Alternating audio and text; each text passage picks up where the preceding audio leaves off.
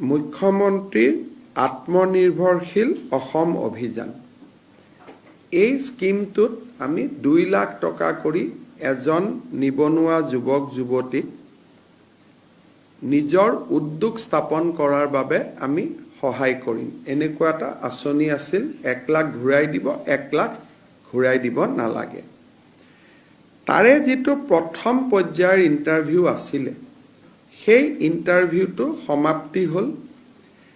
এতিয়া 1:2 অৰ্থাৎ প্ৰথম বছৰ আমি 30,000 লোকক যুৱক যুৱতীক এই সহায়টো কৰিম আৰু তাৰ পিছত আমি আৰু 70,000 ল'ৰা ছোৱালীক কৰিম দ্বিতীয় পৰ্যায়ত।